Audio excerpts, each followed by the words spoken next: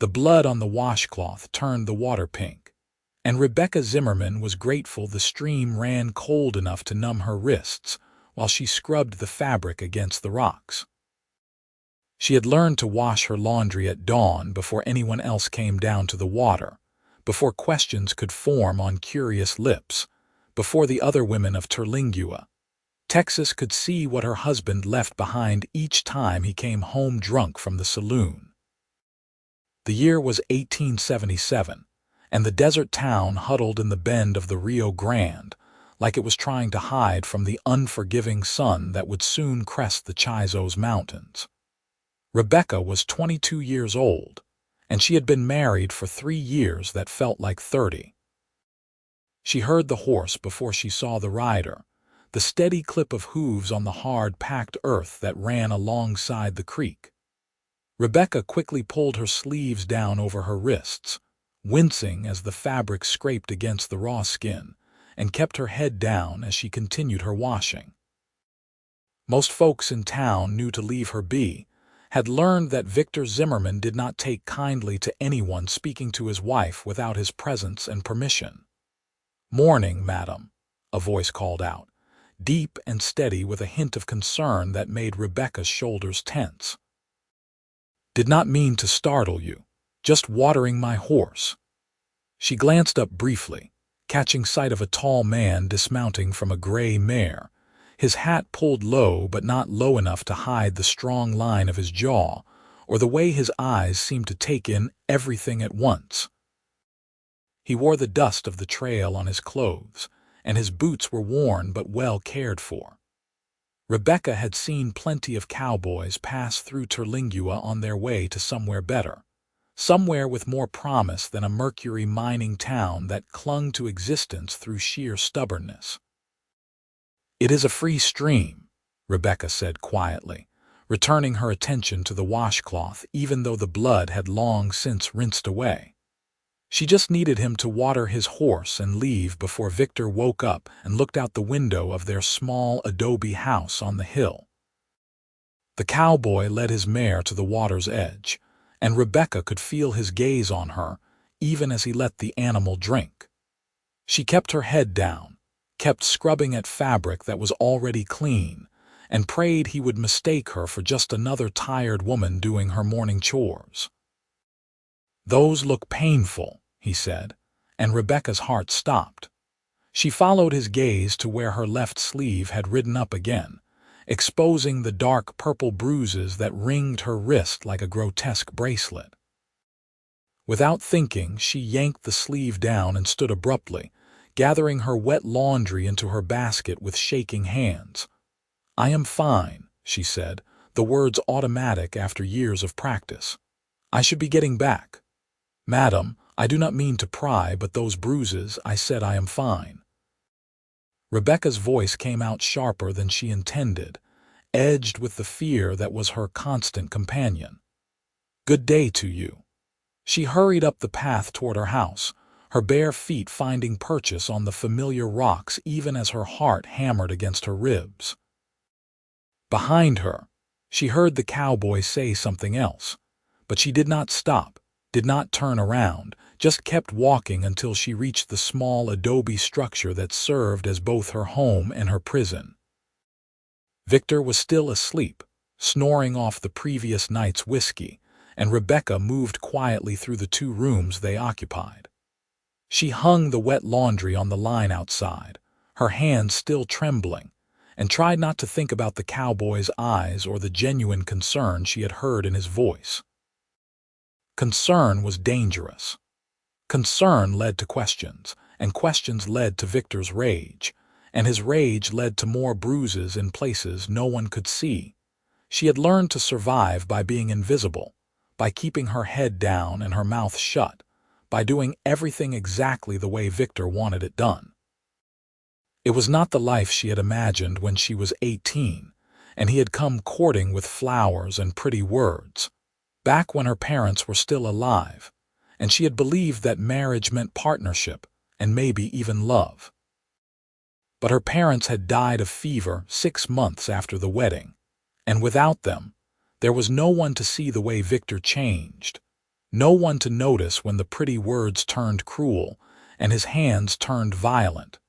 Rebecca was laying out beans to soak for supper when she heard Victor stirring inside. She quickly checked her appearance in the small mirror by the door, making sure her dark hair was neatly pinned and her dress was straight. He hated it when she looked slovenly, hated it when anything was out of place. "Rebecca." His voice was rough with sleep and dehydration. "Where is my breakfast?" "Coming right now," she called back, moving to the stove where she had kept the coffee warm and the biscuits wrapped in a cloth. She arranged everything on a plate exactly the way he liked it and brought it to him where he sat at their small table, his face puffy and his eyes bloodshot. He ate in silence, which was better than the alternative. When he finished, he pushed the plate toward her and stood, reaching for his gun belt hanging on the wall. "I am going to check on the mine," he said, strapping the belt around his waist. Victor was a shift supervisor at the mercury mine that kept Terlingua alive, a position that gave him just enough power to make him dangerous and just enough money to keep them fed. "Have my supper ready by sundown." "Yes, Victor," Rebecca said, already gathering his plate. He paused at the door, turning to look at her with eyes that were flat and cold. "You were down at the stream this morning." It was not a question, but Rebecca answered anyway. "I was washing the laundry." "Anyone see you?" She hesitated for just a fraction of a second, and that was her mistake. Victor crossed the room in 3 strides and grabbed her arm, his fingers digging into the flesh just above her elbow where the bruises from 2 days ago were still healing. "I asked you a question." "A cowboy came to water his horse," Rebecca said quickly, the words tumbling out. "I did not speak to him. I came right home." Victor's grip tightened and she bit the inside of her cheek to keep from crying out. "What did he look like?" "I did not really look at him. Tall, I think. Brown hair." "I do not know, Victor. I was doing the washing, and I came straight home as soon as I was done." He studied her face for a long moment, looking for signs of deception, and Rebecca kept her expression carefully neutral. Finally, he released her arm and stepped back. "You stay away from cowboys and anyone else passing through this town," he said. "You are my wife, and I will not have people thinking you are the kind of woman who talks to strange men." "Yes, Victor." He left without another word, and Rebecca waited until she heard his footsteps fade down the path before she allowed herself to breathe. She rolled up her sleeve and looked at the new bruises already forming on top of the old ones. A map of violence written on her skin in shades of purple and yellow and green. She went about her day mechanically, sweeping the floor and kneading bread dough and mending the tear in Victor's work shirt. The sun climbed higher and turned the desert into a furnace, and Rebecca stayed inside where it was cooler, where the thick adobe walls kept out the worst of the heat. She had learned not to hope for anything better, had learned that hope was just another kind of pain. But that night, as she was preparing supper, she heard a horse outside and then a single knock on the door. Rebecca froze, the knife she had been using to chop onions suddenly heavy in her hand. Victor was not due home for another hour, and they never had visitors. Ever. She wiped her hands on her apron and moved cautiously to the door, opening it just a crack. The cowboy from the stream stood on her doorstep, hat in his hands, his face serious in the fading light. "Madam, I apologize for calling on you like this, but I needed to know you were all right," he said, his voice low and urgent. "Those bruises on your wrists, I have seen marks like that before, and I know what they mean." "You need to leave," Rebecca whispered, panic clawing at her throat. "You need to leave right now. My husband will be home soon, and if he finds you here, is he the one who hurt you?" The question hung in the air between them, simple and devastating. Rebecca had spent 3 years pretending that everything was fine, that the bruises were accidents, that she was just clumsy or careless. No one had ever asked her directly, had ever given voice to the truth she carried locked inside her chest. "Please," she said, and her voice broke on the word. "Please, you have to go. If he finds you here, he will kill you. He will kill us both." The cowboy did not move. "My name is Isaac Reed. I am staying at the boarding house on Main Street. If you need help, if you need anything at all, you come find me. Do you understand?" "He will kill you," Rebecca repeated, tears streaming down her face now. "Please, just go." Isaac Reed looked at her for a long moment, and in his eyes, Rebecca saw something she had not seen in years. She saw someone who actually cared what happened to her. Then he put his hat back on and nodded once. "I will go," he said. "But my offer stands. If you need help, you come find me." He mounted his horse and rode away just as the sun was setting, and Rebecca closed the door and leaned against it, her whole body shaking. She should not have let him speak to her, should not have opened the door at all. But the memory of his words, "if you need help," echoed in her mind like a prayer. Victor came home 20 minutes later in a foul mood, complaining about the mine foreman and the lazy workers and the heat. Rebecca served him his supper and kept silent, letting his words wash over her like they always did. He did not hit her that night, and she was grateful for small mercies. But 3 nights later, Victor came home later than usual, and Rebecca could smell the whiskey on him before he even walked through the door. She had learned to read his moods by the weight of his footsteps, and tonight they were heavy and unsteady. Dangerous. "Where is my supper?" he demanded, even though it was laid out on the table waiting for him. "Right here, Victor. I kept it warm for you." He sat down and took one bite before shoving the plate away. "It is cold. You served me cold food like I am some kind of dog." "I can heat it up," Rebecca said quickly. "It will only take a minute." "I do not want it heated up. I want you to do things right the first time." He stood, swaying slightly, and Rebecca took an instinctive step back. "You think I do not see it? You think I do not know?" "Know what, Victor?" Her voice came out steady even though her heart was racing. "That cowboy came to our house. Someone saw him at our door. They told me my wife was entertaining men while I was working myself to the bone at that mine." "He just wanted directions," Rebecca said, the lie forming quickly. "He was looking for the boarding house, and I told him where it was. That was all." "You are a liar." Victor's hand shot out and caught her across the face, the blow hard enough to snap her head to the side. "You are a lying whore, just like I always suspected." The beating that followed was worse than usual, fueled by whiskey and paranoia and 3 years of escalating violence. Rebecca tried to protect herself, tried to curl into a ball on the floor, but Victor's boots found her ribs and his hands found her throat. At some point, she stopped fighting and just waited for it to be over, waited for the darkness to take her. But it did not. Victor eventually tired himself out and stumbled to bed, leaving Rebecca bleeding on the floor. She lay there for a long time, taking inventory of her injuries. Her ribs screamed with every breath. Her left eye was swelling shut. There was blood in her mouth from a split lip. But she was alive, and that meant she could still move. Rebecca waited until she heard Victor's snores, deep and regular, and then she slowly, painfully, got to her feet. Every movement sent fresh waves of agony through her body, but she forced herself to think clearly. She could not stay here. If she stayed, Victor would eventually kill her, if not tonight then next week or next month or next year.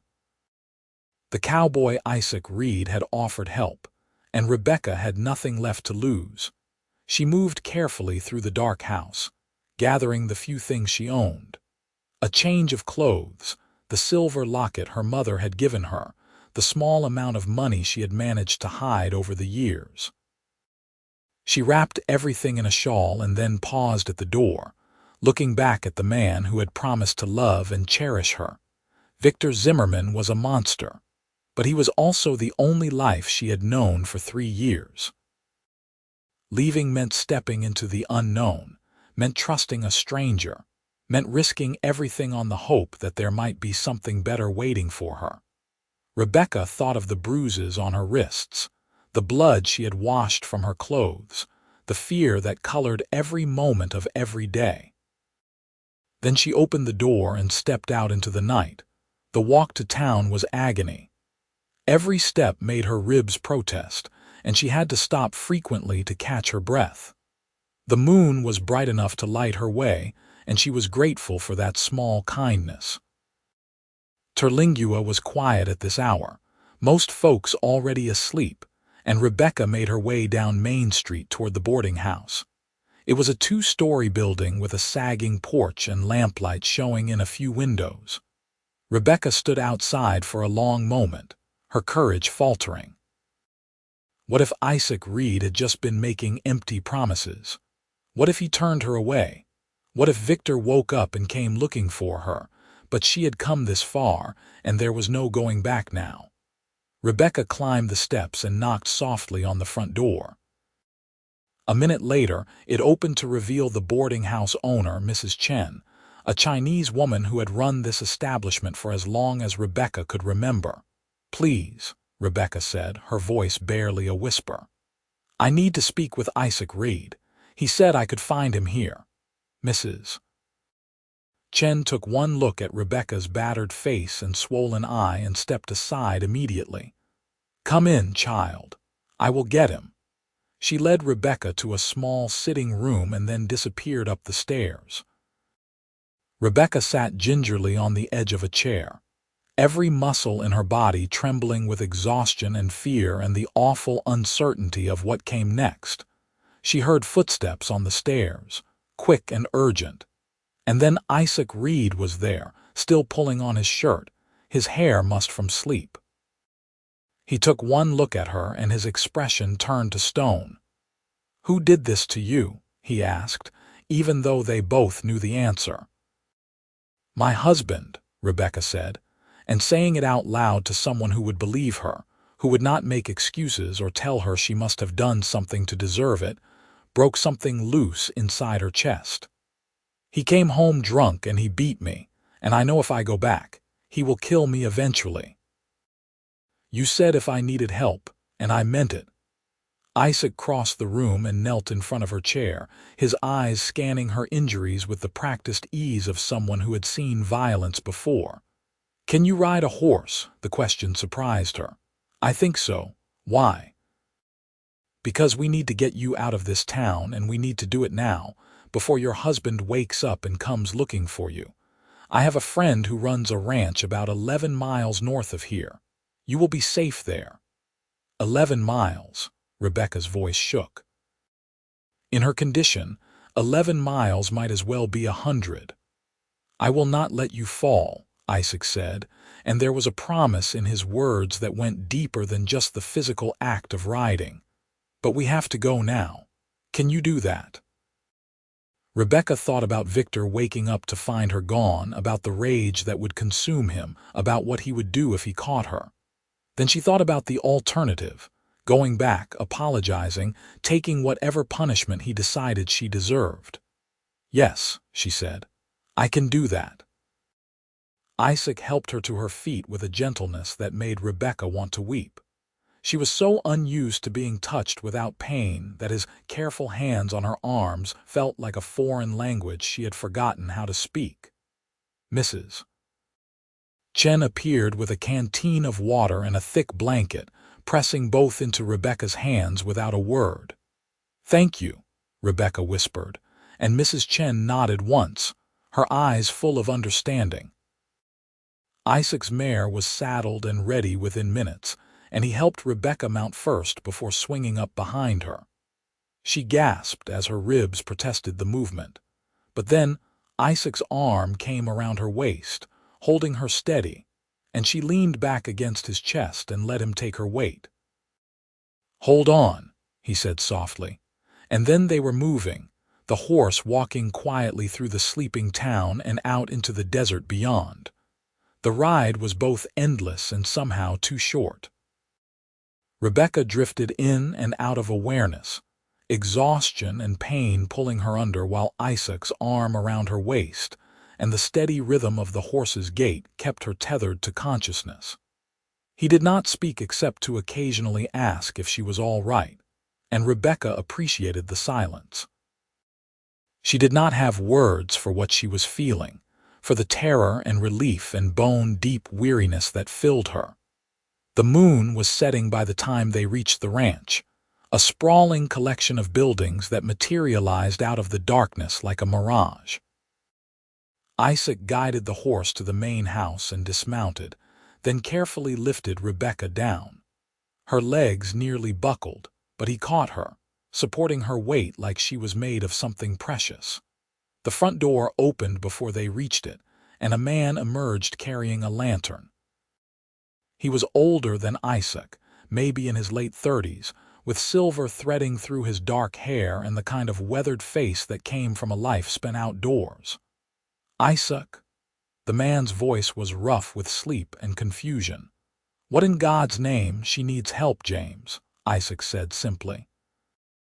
"Her husband did this to her." James held the lantern higher, illuminating Rebecca's face, and his expression hardened. "Bring her inside. I will wake Martha." The house was warm and smelled like wood smoke and coffee, and Rebecca found herself settled onto a soft couch while voices murmured around her. A woman appeared, middle-aged with kind eyes and capable hands, introducing herself as Martha before immediately beginning to assess Rebecca's injuries with the practiced efficiency of someone who had doctored ranch hands and family alike. "Nothing broken, I think, but those ribs are badly bruised," Martha said after a thorough examination that made Rebecca bite her lip to keep from crying out. "And she needs rest and decent food. She is too thin. Can she stay here?" Isaac asked, and Rebecca realized he was standing in the doorway, giving her privacy but close enough to hear. "Of course she can stay here," James said firmly. "No one is turning away a woman in need, but we should know what we are dealing with. Is her husband likely to come looking for her?" "Yes," Rebecca said, finding her voice. "Victor will come looking. He will be furious." "Victor Zimmerman," James exchanged a look with Isaac. "The mine supervisor from Terlingua. You know him." Rebecca's heart sank. "Only by reputation, and none of it good. He has a temper and a mean streak, and he is not above using his position to bully folks." James crossed his arms. "But this is my ranch, and he has no authority here. If he comes looking for trouble, he will find it." Martha finished bandaging Rebecca's ribs and handed her a cup of tea that smelled like chamomile and something else Rebecca could not identify. "Drink this. It will help with the pain and help you sleep. You are safe here, dear. You have my word." Rebecca drank the tea, and within minutes, she felt the tension in her body begin to ease. Martha led her to a small bedroom at the back of the house, helped her out of her blood-stained dress and into a clean nightgown, and tucked her into a bed that was softer than anything Rebecca had slept on in years. "Rest now," Martha said gently. "Everything else can wait until morning." Rebecca closed her eyes and fell into a sleep so deep it felt like falling into a well. She woke to sunlight streaming through the window and the smell of bacon cooking. For a moment, she could not remember where she was, and panic seized her until the events of the previous night came flooding back. She was at the ranch, 11 miles from Terlingua, 11 miles from Victor. She was safe. Rebecca sat up slowly, taking inventory of her body. Everything hurt, but it was a manageable pain, the kind that would fade with time. Someone had left clean clothes folded on a chair by the door, and she dressed carefully, noting that the dress was simple but well made and only slightly too big. She found her way to the kitchen following the smell of food and discovered Martha at the stove while James sat at the table reading a newspaper. They both looked up when she entered. "Good morning," Martha said with a warm smile. "How are you feeling?" "Sore, but better." "Thank you for everything. I do not know how I can ever repay you." "There is nothing to repay," James said firmly. "Sit down and eat breakfast. You look like you have not had a decent meal in weeks." He was not wrong. Rebecca sat and accepted the plate Martha handed her, piled high with bacon and eggs and fresh biscuits, and tried not to eat too quickly even though she was starving. As she ate, Isaac appeared in the doorway, his hair damp like he had just washed up at the pump outside. "Morning," he said, his eyes finding Rebecca immediately. "How are you feeling?" "Better, thanks to all of you." Rebecca set down her fork. "But I need to know what happens now. Victor will come looking for me. He will go to the boarding house first, and Mrs. Chen knows how to handle men like Victor Zimmerman," Isaac said, pulling out a chair and sitting across from her. "And she will not tell him anything. But you are right that he will come looking eventually, which is why we need to figure out what you want to do." "What I want." The question confused her. No one had asked her what she wanted in so long that she had almost forgotten she was allowed to want anything. "You want to stay in Texas? Do you want to go somewhere he cannot find you? Do you want to press charges against him if the law will even listen?" Isaac's voice was gentle but serious. "This is your life, Rebecca. You get to decide what happens next." Rebecca stared at him, at this cowboy who had ridden 11 miles in the middle of the night to help a woman he barely knew, who had knocked once on the door of this ranch house and brought her to safety. She thought about Victor and the 3 years of her life he had stolen, about the girl she had been before she married him, and the woman she might still become. "I want to be free of him," she said finally. "I want a divorce if such a thing is possible. And I want to stay here in Texas because this is my home. I will not let him drive me away from the only place I have ever known." James folded his newspaper and leaned forward. "A divorce will be difficult but not impossible. Texas law allows for divorce on the grounds of cruel treatment, and you have plenty of evidence of that. The problem is going to be finding a judge willing to hear the case and a lawyer willing to take it." "I know a lawyer in Fort Davis," Isaac said. "Good man, fair-minded. He might be willing to help." "Fort Davis is a 2-day ride from here," Martha pointed out, "and Rebecca is in no condition to travel that far, not yet." "Then she stays here until she is healed enough to make the journey," James said decisively. "We have plenty of room and Martha could use the company. The hands are out with the cattle most days and it gets lonely." "I can work," Rebecca said quickly. "I can cook and clean and mend. I will earn my keep." Martha reached across the table and patted her hand. "You will rest and heal first. Then we will talk about work." The next week passed in a strange kind of peace. Rebecca stayed at the ranch, helping Martha with light chores as her body slowly healed. The bruises faded from purple to yellow to green, and her ribs stopped screaming with every breath. She learned that James and Martha had owned the ranch for 15 years, that they had 3 grown children who had moved away to start their own families, and that they took in strays both human and animal with the kind of casual generosity that seemed to be woven into their bones. She also learned that Isaac was not just passing through Terlingua, as she had assumed. He had been hired by James to help with a cattle drive that was scheduled for the following month, moving a herd north to the railhead in Fort Stockton. He was a skilled horseman and an experienced drover, and he had a quiet competence that made everyone around him feel safer. Rebecca found herself watching him when she thought no one would notice, observing the way he moved through the world with a kind of careful consideration.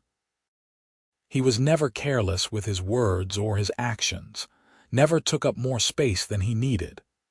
When he spoke to her, which he did often, he treated her like a person whose thoughts and feelings mattered, not like property or a burden or something to be managed.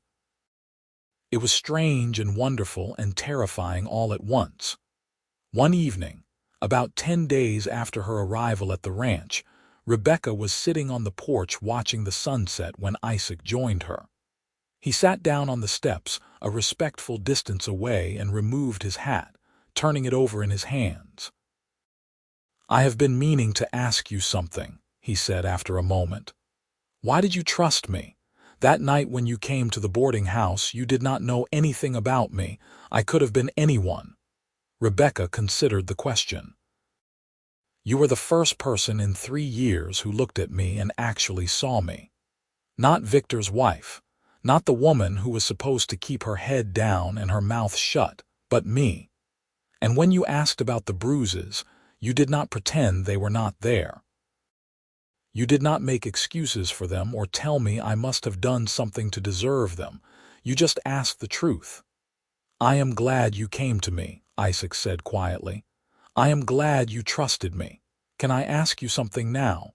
When he nodded, Rebecca continued, "Why did you help me? You could have just ridden on, pretended you did not see anything. Most people would have." Isaac was quiet for a long moment, staring out at the desert that was turning gold and orange in the dying light. "When I was 14, my father beat my mother so badly that she could not get out of bed for 3 days. I begged her to leave him, begged her to take me and my sisters and go somewhere safe. But she was scared, and she had nowhere to go, and she thought she could not survive on her own. So she stayed, and 6 months later he killed her." Rebecca drew in a sharp breath, her hand going to her throat. "It was ruled an accident," Isaac continued, his voice flat with old pain. "He claimed she fell down the stairs. But I knew the truth, and so did my sisters, and so did everyone else in our town who had ever heard my mother's screams through the walls. But no one did anything. No one helped her when she was alive, and no one held him accountable when she was dead." "I am so sorry," Rebecca whispered. "I swore that day that I would never walk past someone who needed help. I would never be like all those people who heard my mother suffering and did nothing." Isaac looked at her then, and his eyes were full of a fierce determination that made her chest tighten. "So when I saw those bruises on your wrists, I knew I had to at least try. I had to give you the chance my mother never got." They sat in silence as the sun disappeared below the horizon and the stars began to emerge. Rebecca thought about all the moments in her marriage when someone could have helped her. All the neighbors who must have heard Victor's shouting. All the people in town who had seen her bruises and said nothing. And she thought about Isaac, who had lost his mother to the same kind of violence, who had turned that grief into a promise to do better. "What happened to your father?" she asked. "He is in prison, but not for my mother's death. About a year after she died, he got drunk and started a fight in a saloon. Killed a man and got sentenced to 20 years. My sisters and I were taken in by our aunt, and we grew up knowing that justice is a strange and unreliable thing. Sometimes it comes for the wrong reasons, and sometimes it does not come at all. And your sisters, both married and settled in New Mexico territory. Good men, as far as I can tell, though I made sure to visit regularly in the early years just to make certain. I think I scared their husbands a little, but that was all right with me." A small smile touched Isaac's lips. "They are happy now, both of them. They have children and homes where they feel safe. That is all I ever wanted for them." Rebecca felt something shift in her chest, a warmth spreading through her that had nothing to do with the evening air. Isaac Reed was a good man in a world that did not seem to have enough of them, and she was profoundly grateful that he had been the one to water his horse at the stream that morning. "Thank you," she said softly, "for seeing me, for helping me, for all of it. You do not have to thank me, Rebecca. You just have to keep being brave enough to choose yourself." 2 days later, a rider came to the ranch. Rebecca was in the kitchen helping Martha make preserves when they heard the horse, and something in the heavy, angry rhythm of the hoofbeats made her blood run cold. She moved to the window and looked out to see Victor dismounting from his horse, his face red with rage even from a distance. "Go to the back room and stay there," Martha said immediately, all the warmth gone from her voice. "James and Isaac will handle this." Rebecca wanted to argue, wanted to prove that she was not the scared, cowering woman she had been, but the sight of Victor striding toward the house with his hand on his gun made her legs weak. She hurried to the back bedroom and closed the door, pressing her ear against it so she could hear. Victor's voice carried through the house, loud and demanding. "I am looking for my wife. I know she is here. Someone in town saw Reed bring a woman to this ranch, and I know it was Rebecca." James's voice was calm but firm. "This is private property, Zimmerman. You need to leave." "Not without my wife. She belongs to me and I have a legal right to take her home. She is not property." That was Isaac, and Rebecca could hear the edge in his voice, the barely controlled anger. "And she is not going anywhere with you. You have no right to keep her from me, Cowboy. We are married in the eyes of God and the law, and if you do not bring her out here right now, I will go to the sheriff and have you arrested for kidnapping."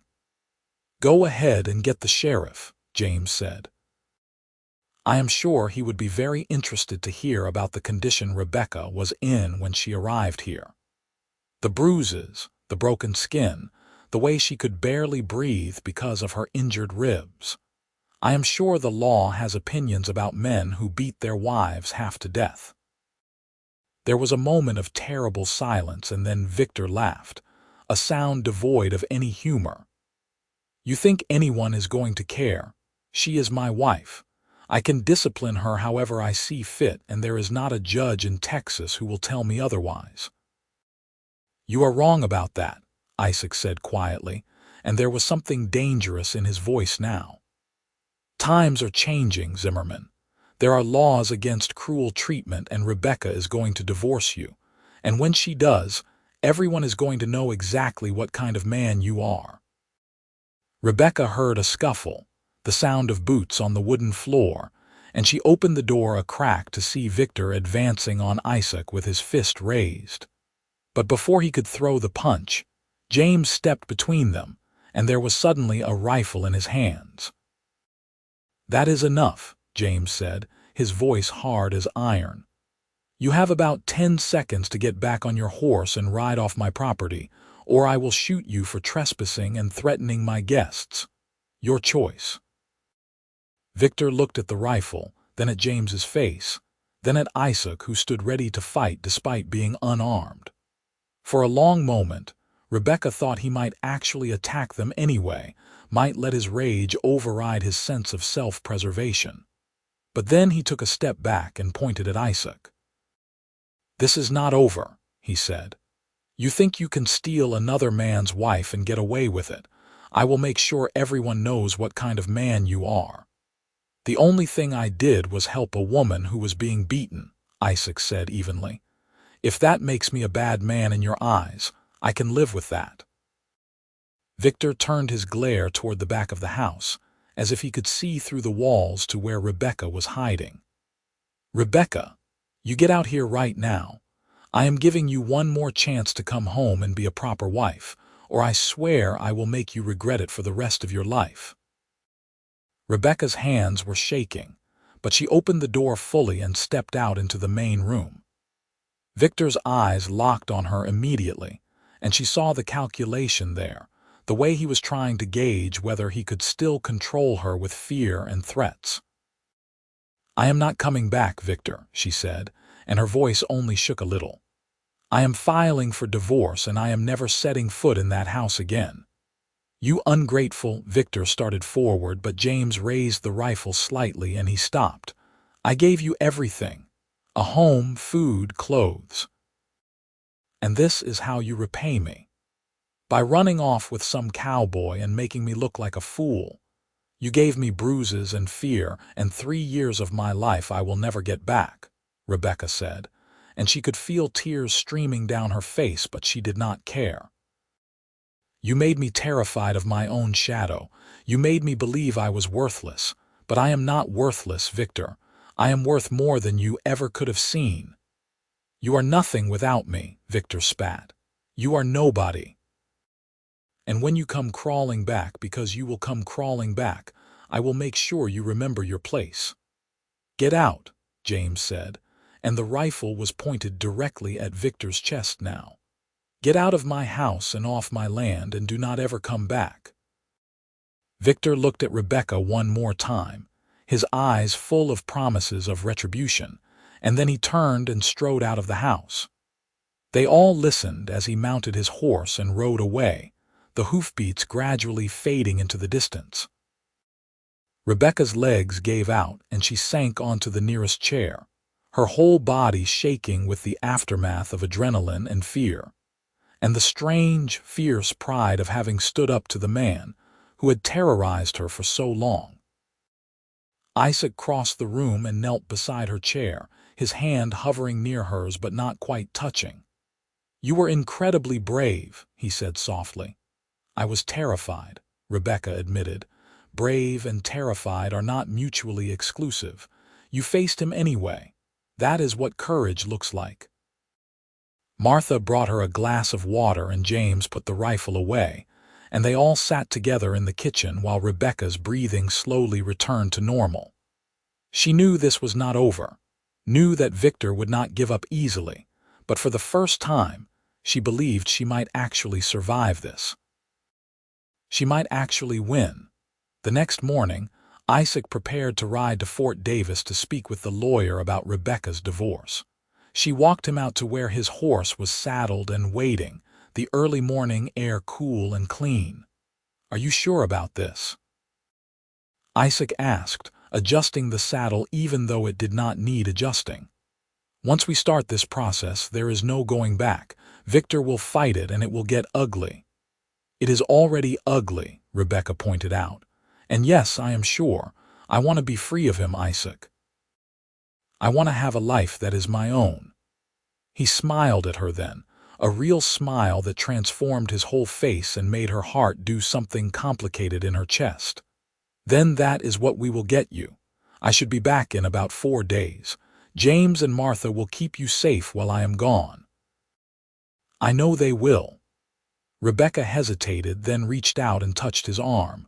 Be careful. Victor might try to follow you or send someone after you. I can handle Victor Zimmerman, Isaac said, and there was no bravado in his voice, just simple fact. You just focus on healing and figuring out what you want your life to look like when this is all over. He mounted his horse and tipped his hat to her, and Rebecca watched him ride away until he was just a speck on the horizon.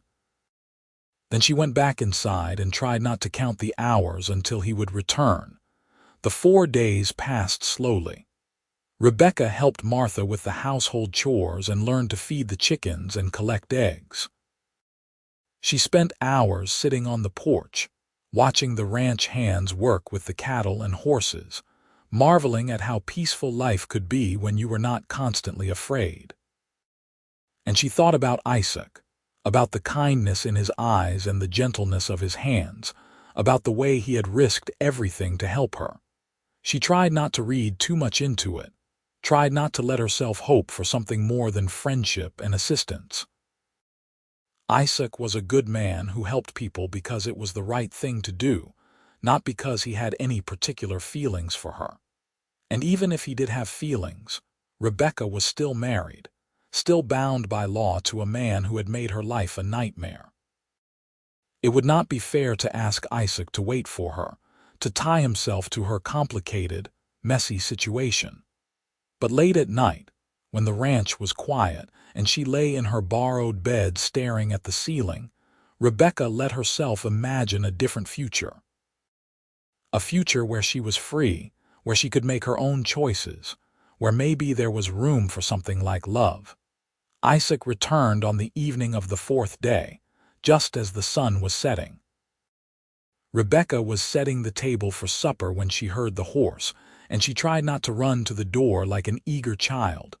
But Martha saw her expression and smiled knowingly. Go on, she said. I will finish this." Rebecca stepped out onto the porch and watched Isaac dismount, and she knew immediately from his expression that he had good news. "I found a lawyer," he said, climbing the steps to stand in front of her. "His name is William Porter, and he is willing to take your case.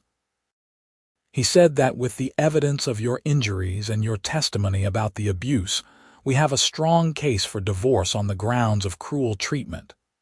Truly, Rebecca felt hope bloom in her chest, fragile and precious. Truly. "We will need to travel to Fort Davis so you can meet with him and give a formal statement, and there will be a hearing where a judge will decide whether to grant the divorce. It could take a few months, but Porter thinks we have a real chance."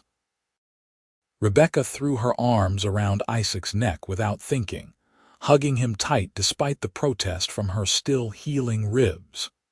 He stiffened for a moment in surprise, then carefully wrapped his arms around her waist and held her like she was something valuable that might break. "Thank you," she whispered against his shoulder. "Thank you for everything." "You do not have to keep thanking me," Isaac said, but his arms tightened around her slightly, and Rebecca felt the warmth of his breath against her hair.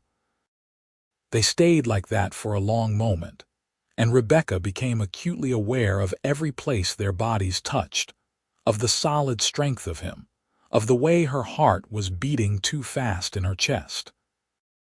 When they finally pulled apart, Isaac's face was slightly flushed, and he would not quite meet her eyes. "We should go inside," he said. "I am sure Martha has supper ready." Over the meal, Isaac told them everything the lawyer had said. They would need to travel to Fort Davis within the next 2 weeks to begin the legal process. Rebecca would need to testify about the abuse in front of a judge, which would be difficult but necessary. And they would need to be prepared for Victor to contest the divorce, to claim that Rebecca was lying or exaggerating, to make the whole process as ugly as possible. "I can do it," Rebecca said firmly. "Whatever it takes, I can do it." James nodded approvingly. "That is the spirit.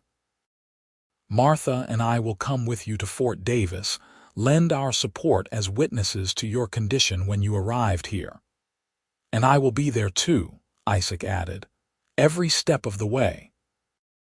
The trip to Fort Davis was arranged for 2 weeks later, giving Rebecca time to prepare herself mentally for what was coming. In the meantime, life at the ranch settled into a comfortable routine. Rebecca grew stronger each day, her body healing from Victor's violence and her spirit beginning to recover from years of fear and oppression. She and Isaac fell into an easy companionship, often sitting together on the porch in the evenings to watch the sunset and talk about everything and nothing.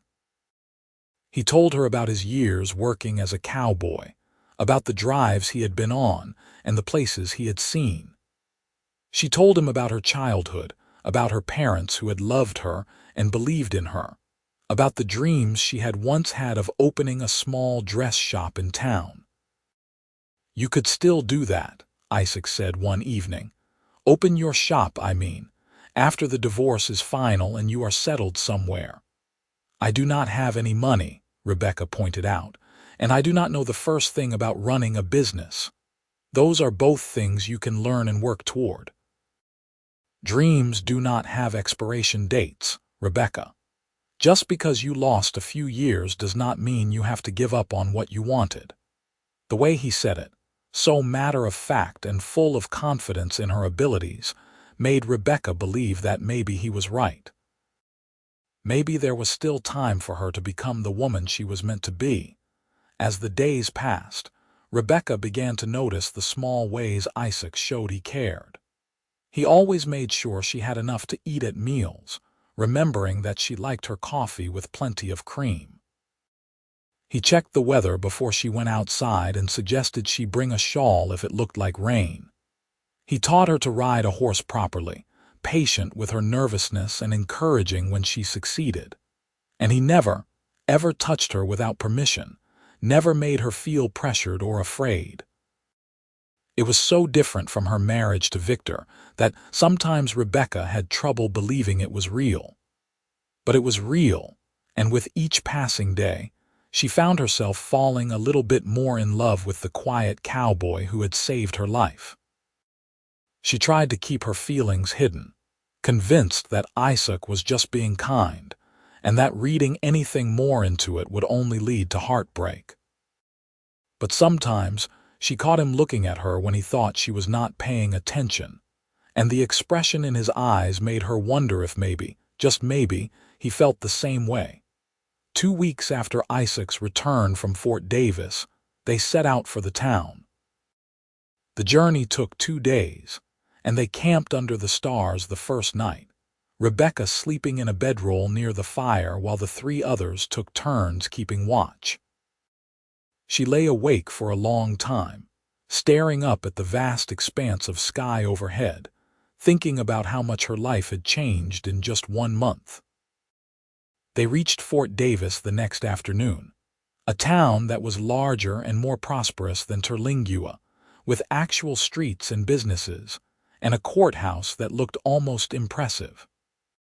William Porter's office was on the main street, above a general store, and he greeted them warmly when they arrived. He was a tall man in his mid-40s with graying hair and sharp eyes that seemed to take in everything at once. He listened carefully as Rebecca told her story, asking clarifying questions and taking detailed notes. When she described some of the worst incidents of Victor's violence, Rebecca saw anger flash across his face, but he remained professional and focused. "You have a strong case," Porter said when she finished. "Texas law does permit divorce on the grounds of cruel and inhuman treatment, and you have multiple witnesses who can testify to your condition when you left your husband. However, I need to be honest with you about what we are facing. Your husband will likely claim that you are exaggerating or lying, and he may even accuse Mr. Reed of improper conduct or of encouraging you to leave the marriage." "That is ridiculous," Rebecca said. "Isaac has been nothing but respectful and helpful." "I know that, and you know that, but we need to be prepared for your husband to make these accusations anyway. Men like Victor Zimmerman do not like losing control, and they will say anything to maintain it." Porter looked at Isaac. "Are you prepared for your reputation to be attacked? For people to accuse you of being an adulterer or a home wrecker? My reputation can handle it," Isaac said calmly. "The truth is that I helped a woman who was being beaten. Anyone who has a problem with that can take it up with me directly." Porter nodded approvingly. "Good. Then let us proceed. I will file the petition for divorce tomorrow, and we should get a hearing date within the next month. In the meantime, I strongly advise you, Mrs. Zimmerman, to stay away from Terlingua and avoid any contact with your husband. If he approaches you or threatens you in any way, document it and let me know immediately." They spent another day in Fort Davis while Porter drew up the necessary paperwork, and then they made the journey back to the ranch. Rebecca felt lighter somehow, despite knowing that the hardest part was still ahead.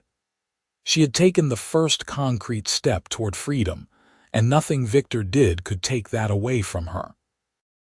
The hearing was scheduled for 6 weeks later, and those weeks passed in a strange mixture of anxiety and contentment. Rebecca helped around the ranch and grew stronger every day.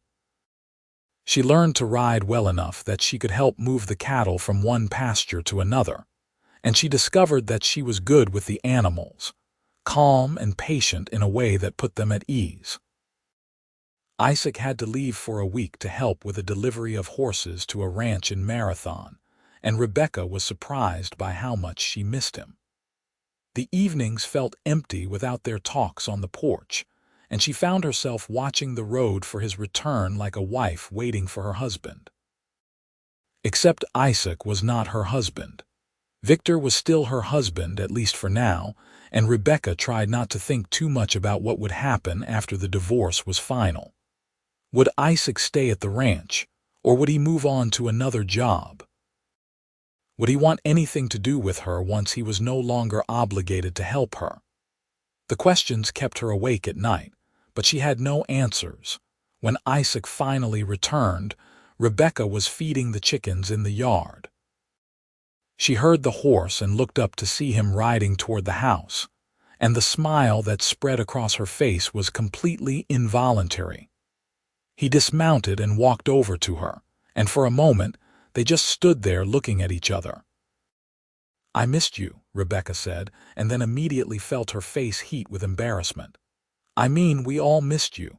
Martha was saying just yesterday how quiet it has been without you around." Isaac's smile was soft and warm. "I missed you too, all of you, but especially you." Her heart did that complicated thing again, and Rebecca had to look away before she said something foolish. "How was the horse delivery?" "Uneventful, which is the best kind, but I spent most of the ride thinking about getting back here." He paused. "The hearing is in 2 weeks. Are you ready?" "As ready as I can be. I am nervous about seeing Victor again, about having to talk about everything in front of a judge and whoever else might be in the courtroom, but I know it is necessary." "I will be right there with you," Isaac said, "and so will James and Martha. You will not have to face him alone." The 2 weeks passed too quickly, and soon they were making the journey back to Fort Davis for the hearing. Rebecca's stomach was in knots the entire ride, and she barely slept the night before. She had nightmares about Victor, about him convincing the judge that she was lying, about being forced to go back to him. But when morning came and they walked into the courthouse, Isaac took her hand and squeezed it gently. "You can do this," he said quietly. "You are the bravest person I know." The courtroom was smaller than Rebecca had expected, with wooden benches and a judge's desk at the front. Victor was already there with his own lawyer, and the look he gave Rebecca when she entered was full of such hatred that she almost turned and ran. But Isaac's hand was warm and steady in hers, and she forced herself to keep walking until they reached the front of the room. The hearing began, and William Porter presented Rebecca's case with calm efficiency. He called James and Martha to testify about her condition when she arrived at the ranch, and they both described her injuries in detail. Then he called Isaac, who testified about finding the bruises on Rebecca's wrists and about her coming to him for help the night of the worst beating. Through it all, Victor sat with his arms crossed, his face a mask of barely controlled rage. His lawyer tried to discredit the witnesses, suggesting that Rebecca's injuries could have been from an accident, that she might have embellished the severity of the situation to gain sympathy. But Porter was prepared for these tactics and methodically dismantled each argument. Finally, it was Rebecca's turn to testify. She walked to the front of the courtroom on shaking legs and placed her hand on the Bible to swear to tell the truth. Porter asked her to describe her marriage, and Rebecca took a deep breath and began. She told the judge everything. The way Victor had changed after her parents died, the first time he hit her, the escalating violence over 3 years. She described specific incidents, dates she remembered, injuries she had sustained. She talked about the fear that colored every moment of her life, the way she had learned to walk quietly and speak carefully and make herself as small as possible to avoid setting him off. Victor's lawyer tried to interrupt several times, objecting to her testimony, but the judge allowed her to continue. And when she finally described the night she had fled, the beating that had left her barely able to walk, there was complete silence in the courtroom. "Mrs. Zimmerman," the judge said when she finished, "do you have any evidence of these injuries?" "I have scars," Rebecca said quietly, "and I have the testimony of the people who saw me immediately after." "Your Honor, my client's wife is clearly an unstable woman who has been unduly influenced by Mr. Reed," Victor's lawyer said. "She has concocted this elaborate story to justify her abandonment of her marital duties and her obvious affair with a cowboy who has no respect for the sanctity of marriage. "That is a lie," Isaac said, standing up from his seat. "I never touched Mrs. Zimmerman inappropriately. I helped her because she needed help, and any decent person would have done the same." "Mr. Reed, sit down," the judge said, but his tone was not unkind. He turned to Victor's lawyer. "Do you have any evidence of an affair? Any witnesses who can testify to improper conduct?" "I have my client's testimony that his wife was unfaithful." "Of course he would say that," Porter interjected. "He is trying to deflect from his own violent behavior by attacking his wife's character." The judge held up a hand for silence and looked at Victor directly. "Mr. Zimmerman, you deny striking your wife." Victor stood, his jaw tight. "I exercised my right as a husband to discipline a disobedient wife. She was disrespectful and lazy, and I corrected her as was my duty." "And did this correction involve beating her so severely that she could barely walk?" "I may have been too harsh on occasion," Victor said, and Rebecca could see him struggling to control his temper. "But a man has a right to control his own household." The judge was quiet for a long moment, studying Victor with an expression of distaste. Then he looked at Rebecca, and his eyes were kinder. "Mrs. Zimmerman, I have heard your testimony and the testimony of your witnesses. I have seen the evidence of your injuries, and heard your husband's admission that he struck you, even if he tries to justify it as discipline. Based on everything I have heard today, I am granting your petition for divorce on the grounds of cruel and inhuman treatment." Rebecca felt her knees go weak with relief, and she had to grab the edge of the witness stand to keep from falling. The judge continued speaking, outlining the terms of the divorce, but she barely heard him over the rushing in her ears. She was free. After 3 years of hell, she was finally free. Victor erupted from his seat, shouting obscenities and threats, and it took 2 bailiffs to restrain him and remove him from the courtroom. Rebecca watched him go, and for the first time in years, she was not afraid. He could shout and threaten all he wanted, but he had no power over her anymore. When it was over, when the papers were signed and the decree was official, Rebecca walked out of the courthouse into the bright afternoon sun. Isaac was waiting for her on the steps, and when he saw her face, he smiled. "You did it," he said. "We did it," Rebecca corrected. And then she was crying, great heaving sobs of relief and joy and the release of 3 years of pent-up fear. Isaac pulled her into his arms and held her while she cried, one hand stroking her hair and the other wrapped protectively around her waist. "It is over," he murmured. "You are free, Rebecca. You are finally free." They stayed in Fort Davis one more night to finalize some additional paperwork with Porter, and then they made the journey back to the ranch. Rebecca felt like a different person, lighter somehow, like she had been carrying a tremendous weight and had finally set it down.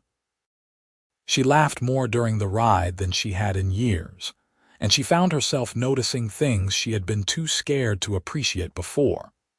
The way the sunset turned the desert pink and gold, the sound of birdsong in the morning, the simple pleasure of being alive.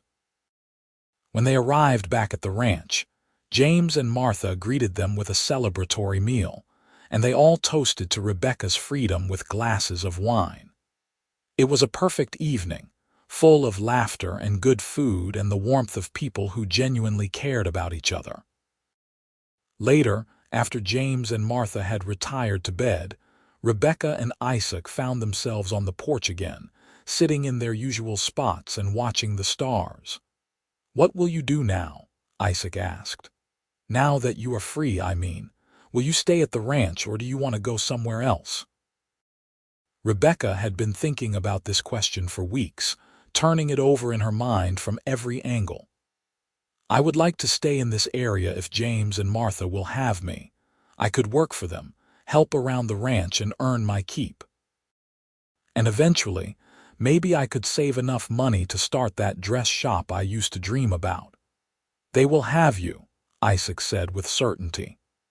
Martha told me just yesterday that she has not enjoyed having another woman around this much in years. And as for the dress shop, I think it is a wonderful idea. You should pursue it. What about you? Rebecca asked, even though she was afraid of the answer. Will you stay, or will you move on to another job?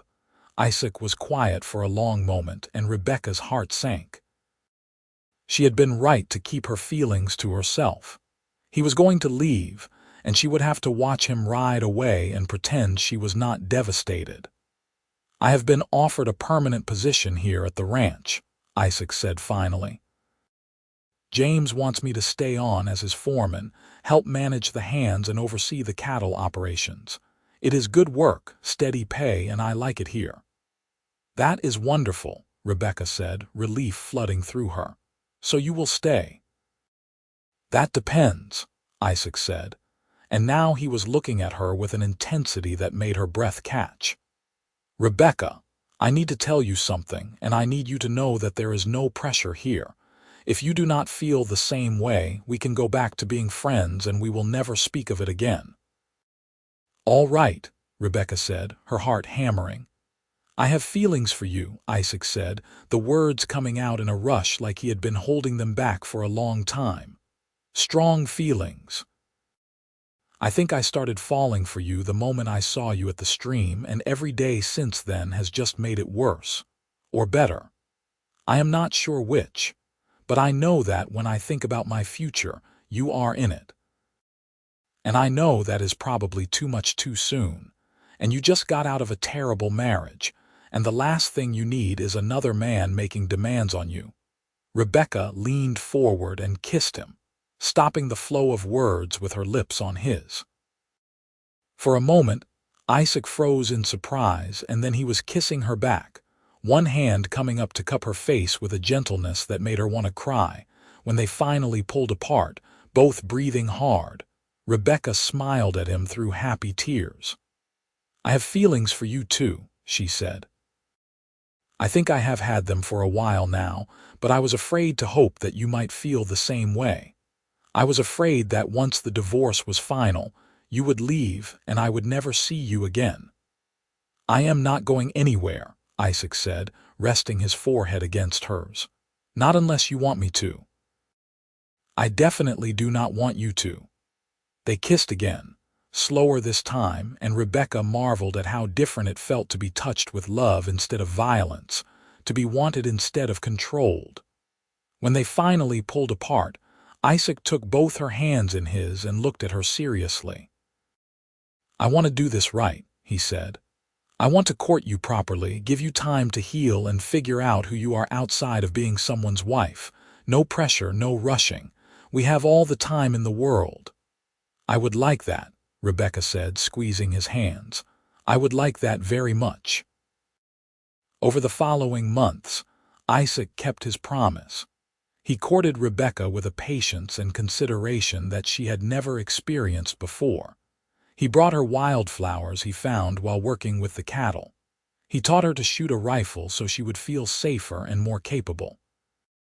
They went on long rides together through the desert, and he showed her places of breathtaking beauty that she had never known existed. And slowly, carefully, Rebecca learned to trust again. She learned that not all men were like Victor, that love could be gentle and kind instead of possessive and violent. She learned that she was allowed to have opinions and preferences, that her thoughts and feelings mattered. She learned to take up space in the world again, to speak up when she wanted something, to believe that she deserved happiness. She also started working on her dream of opening a dress shop. Martha taught her advanced sewing techniques, and Rebecca spent her evenings creating beautiful garments that she sold to women in Fort Davis and the surrounding ranches. Word spread about her skill, and soon she had more orders than she could fill.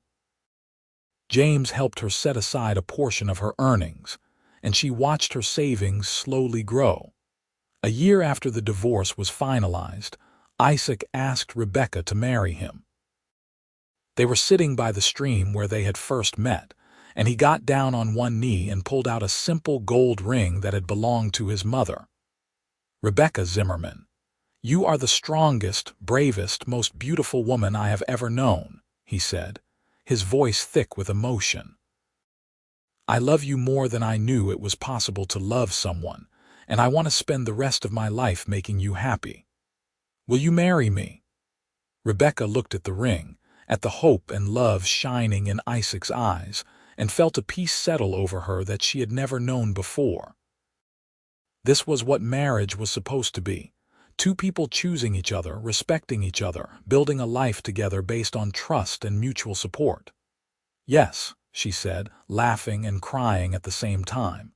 "Yes, I will marry you." They were married 3 months later in a small ceremony at the ranch, with James and Martha as witnesses and a traveling preacher officiating. Rebekah wore a dress she had made herself, simple but elegant in cream-colored silk, and Isaac wore his best suit with his mother's ring on his finger and tears in his eyes. When the preacher pronounced them husband and wife, Isaac kissed her with such tenderness that Rebekah felt her heart might burst from happiness. This was nothing like her first wedding, which had been full of naive hope and false promises.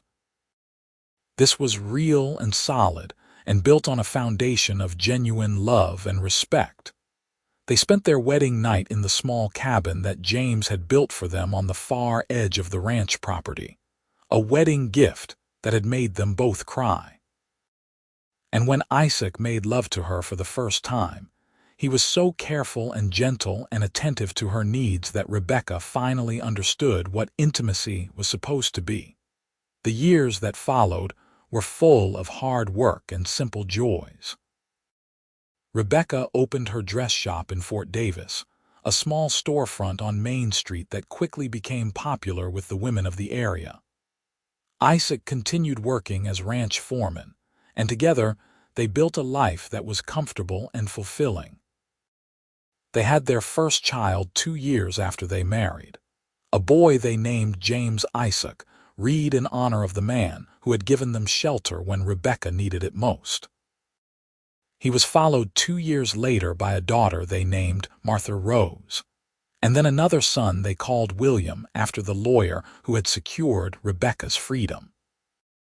Rebekah proved to be a devoted mother, determined to give her children the kind of loving, stable home she had been denied during her marriage to Victor. And Isaac was the kind of father who got down on the floor to play with his children, who read them stories at bedtime, who never raised his voice or his hand in anger. As for Victor Zimmerman, they heard through the grapevine that he had left Terlingua shortly after the divorce, unable to stand the whispers and judgment of the townspeople who had learned the truth about his violence. He drifted from town to town, working odd jobs and drinking too much, and Rebekah tried not to feel satisfaction at his downfall. She had moved on to something better, and that was revenge enough. Years passed, and the children grew. James became a skilled horseman like his father, with dreams of starting his own ranch one day. Martha inherited her mother's talent for sewing and her father's love of animals. William was still young, but he showed signs of being a natural leader with a strong sense of justice. On their 10th wedding anniversary, Isaac surprised Rebekah with a trip to San Antonio. They left the children with James and Martha the elder and spent a week exploring the city, eating in restaurants and staying in a real hotel with indoor plumbing and electric lights. It was the most luxurious thing Rebekah had ever experienced, but her favorite part was simply being alone with Isaac, talking and laughing and remembering how far they had come. One evening, as they walked along the river at sunset, Isaac pulled her close and kissed the top of her head. "Do you ever regret it?" he asked. Leaving Victor, going through the divorce, all of it, Rebekah thought about the question seriously. Her life had not always been easy, even after leaving Victor. There had been hard times and struggles, moments when money was tight or one of the children was sick or the shop was slow. But through it all, she had Isaac by her side, and she had her freedom, and she had built something that was entirely her own. Not for a single second, she said firmly. Every difficult moment was worth it to get here, to have this life with you. You saved me, Isaac. You gave me a second chance when I thought there was no hope left. You saved yourself, Isaac corrected gently.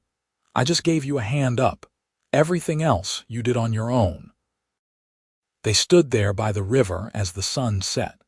Two people who had found each other at exactly the right moment, who had chosen love over fear and hope over despair. And Rebecca thought about the girl she had been at the stream that morning 11 years ago, scared and hurt and convinced that she was trapped forever. If she could go back and tell that girl what was waiting for her, that all she had to do was be brave enough to accept help when it was offered, would she believe it? Would she have found the courage sooner? But Rebecca knew there was no point in dwelling on what ifs and might have beens. She had made her choices, and they had led her here, to this moment, to this man, to this beautiful life she had built from the ashes of her first marriage.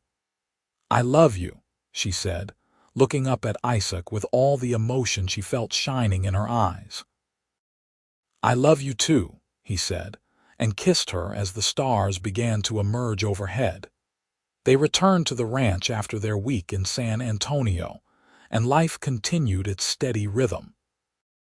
The dress shop thrived, and Rebecca took on an assistant, a young woman named Sarah who reminded her a bit of herself at that age. The children continued to grow and thrive, each developing their own personalities and dreams. James the elder and Martha eventually passed away, both in their sleep within months of each other, and Rebecca and Isaac inherited the ranch. They continued to run it with the same care and integrity that James had shown, and they made sure to help others the way they had been helped. Over the years, several women fleeing bad situations found their way to the ranch, and Rebecca and Isaac always took them in.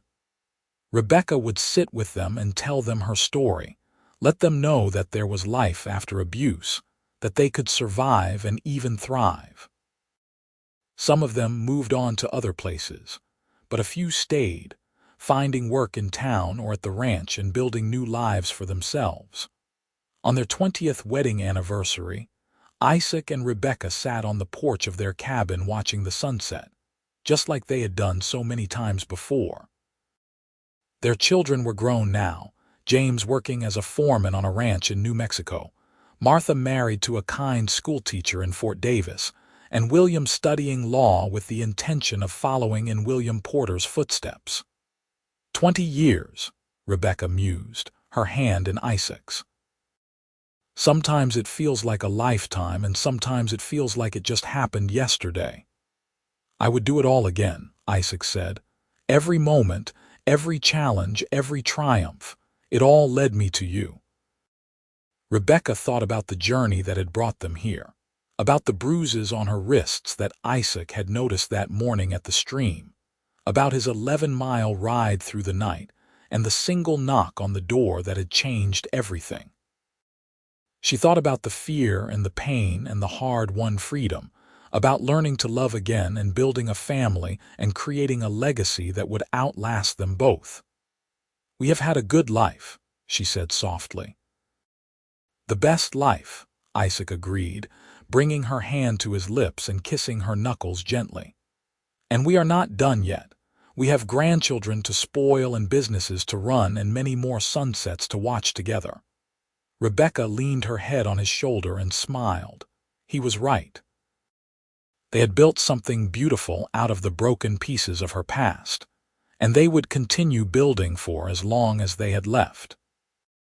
It had all started with a cowboy who cared enough to help, who had the courage to ride 11 miles in the dark and knock once on a door, who had seen her pain and refused to look away. And it had led to this, a life full of love and purpose, and the kind of happiness Rebecca had once thought was impossible. She had survived the worst that life could throw at her, and she had come out the other side stronger and braver and more sure of herself than she ever could have imagined. The sun dipped below the horizon, painting the sky in shades of orange and pink and purple, and Rebecca closed her eyes and breathed in the clean desert air. She was exactly where she was meant to be, with exactly the person she was meant to be with, and nothing could take that away from her now. Years continued to pass, each one bringing new joys and challenges. Rebecca and Isaac became grandparents, and they delighted in spoiling their grandchildren the way grandparents are supposed to do. They told stories of the old days, of how they met and fell in love, though they edited out the worst of the violence for the younger children's sake. The dress shop eventually passed to Martha's daughter, who had inherited the family talent for sewing. The ranch continued to prosper under Isaac's management, and they hired on James's eldest son as a hand, keeping the family legacy alive. On their 30th wedding anniversary, Rebecca and Isaac threw a big celebration at the ranch, inviting everyone who had been part of their journey. William Porter came, now retired but still sharp as a tack. Mrs. Chen made the trip from Terlingua, bringing gifts and warm wishes. The ranch was full of laughter and music, and the kind of joy that comes from a life well lived. That night, after all the guests had left and the house was quiet, Rebecca and Isaac lay in bed together, holding hands in the darkness. "You remember what you said to me that first night at the boarding house?" Rebecca asked. "When I came to you for help." "I said a lot of things that night," Isaac admitted. "You said you would not let me fall. When we were getting ready to ride to the ranch, you promised you would not let me fall." Rebecca squeezed his hand. "And you never have, not once in all these years." "And I never will," Isaac promised. "For however long we have left, I will always be here to catch you." They fell asleep like that, hands clasped together, two souls who had found each other in the darkness and built something luminous in the light. Rebecca passed away peacefully in her sleep at the age of 73, surrounded by her children and grandchildren. Isaac held her hand until the very end, whispering words of love and gratitude for the life they had shared. He followed her 6 months later, unable to bear being without the woman who had been his partner, his best friend, and the love of his life for over 30 years. They were buried side by side on a hill overlooking the ranch, with a simple stone marker that read, "Isaac and Rebecca Reed. Together in life, together in eternity." Their children made sure that their story was passed down through the generations, a testament to the power of courage and compassion and the kind of love that transforms lives. The ranch remained in the family, and Rebecca's dress shop continued to thrive, both serving as lasting monuments to what could be built from the ashes of pain and fear. And sometimes, on quiet evenings when the sun was setting over the desert, people said they could see two figures sitting on the porch of the old cabin, holding hands and watching the stars emerge. Whether it was truly the spirits of Isaac and Rebecca or just a trick of the light, no one could say for certain. But everyone agreed on one thing. Theirs was a love story for the ages, born from the simple act of one person seeing another's pain and refusing to look away. It had started with bruises on a woman's wrists, an 11-mile ride through the darkness, and a single knock on a door that opened to reveal not just shelter, but salvation. And in the end, that act of courage and compassion had rippled outward, touching countless lives and proving that even in the harsh landscape of the Wild West, where violence and hardship were common, love and kindness could still prevail. It had proven that broken people could heal, that the wounded could become whole again, and that sometimes the darkest moments in life were just the beginning of something beautiful. The story of Isaac and Rebekah Reed lived on in the hearts of their descendants, a reminder that it is never too late to choose a different path, that help can come from unexpected places, and that true love is not about possession or control, but about seeing someone fully and loving them anyway. It was about being brave enough to knock on the door when someone needs help, and being brave enough to open it when help arrives. And though the years turned to decades and eventually to a century, the legacy of that one cowboy who noticed the bruises, who rode 11 miles through the night, and who knocked once on that door continued to inspire acts of courage and compassion. Because some stories are more than just stories. Some stories are blueprints for how to live a good life, how to be a good person, how to leave the world a little better than you found it. Isaac and Rebekah's story was one of those stories, and it all began with a simple choice: to help someone in need, no matter the cost. That choice had changed 2 lives, had created a family, had built a legacy. And it served as an eternal reminder that sometimes the most heroic thing a person can do is simply refuse to walk past someone else's suffering. Their great-great-grandchildren still gathered at the ranch every year on the anniversary of Isaac and Rebekah's wedding, keeping the tradition alive and the story fresh. They would sit around the fire and listen as the eldest among them recounted the tale of how their ancestors met, how Isaac had seen the bruises and known he had to act, how he had ridden through the night to bring Rebekah to safety, how love had blossomed in the aftermath of violence.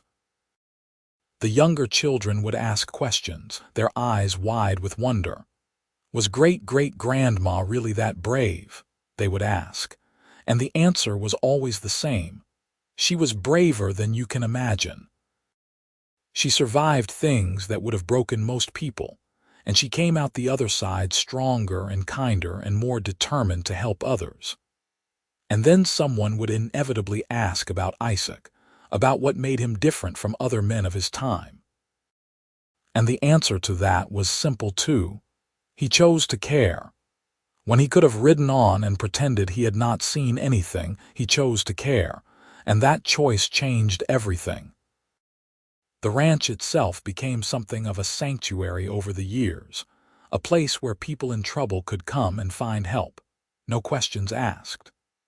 The Reed family maintained the tradition that Isaac and Rebekah had started, always keeping a door open for those who needed shelter from life's storms. It became their mission, their purpose, their way of honoring the legacy of the 2 people who had started it all with one act of courage on a dark night in 1877. As the years marched on and the 20th century gave way to the 21st, the world changed in ways Isaac and Rebekah never could have imagined. But the ranch remained, a constant in an ever-shifting landscape, and the story of how it all began remained constant too. Because some truths are timeless. The truth that violence against the vulnerable is wrong. The truth that we all have a responsibility to help each other. The truth that love can heal even the deepest wounds. The truth that courage is not the absence of fear, but the choice to act despite it. These were the truths that Isaac and Rebekah had lived by, and they were the truths that their descendants continued to honor. And every time someone knocked on the door of the Reed Ranch looking for help, and every time that door opened to welcome them in, the legacy lived on. The story of the cowboy who found the bruises on her wrists, rode 11 miles through the night, and knocked once on that door had become more than just a family legend. It had become a symbol of hope, a reminder that even in the darkest times, there are still good people willing to help, still reasons to believe in the possibility of a better tomorrow. And in the end, that was the greatest legacy Isaac and Rebekah could have left behind. Not wealth or property or material success, but the knowledge that one person's choice to care, to act, to help, could change the course of not just one life, but generations of lives that followed. The sun continued to rise and set over the Texas desert. The seasons continued their eternal dance, and the Reed Ranch stood as a testament to what could be built from the smallest seed of compassion. And somewhere, in whatever realm exists beyond this one, Isaac and Rebecca Reed rested together, knowing that their story had mattered, that their love had endured, and that the door they had opened that night so long ago had never truly closed. It remained open still, a beacon of hope for anyone who needed it, a promise that help was available for those brave enough to seek it, and a reminder that sometimes all it takes is one person who cares enough to ride 11 miles through the darkness and knock once on a door. That simple act had been the beginning of everything. A marriage, a family, a legacy, and a love story that would endure for all time. And as the stars emerged over the ranch each night, twinkling in the vast Texas sky, they seemed to whisper the truth that Isaac and Rebecca had learned and lived. That love is stronger than fear, that hope can survive even the darkest night, and that the human spirit, once freed, is capable of extraordinary things. Their story was complete, their journey finished, but the ripples of their love and courage continued to spread outward, touching lives they would never know, inspiring actions they would never witness, proving that a single act of compassion can echo through eternity. And that, in the end, was the most beautiful legacy anyone could hope to leave behind.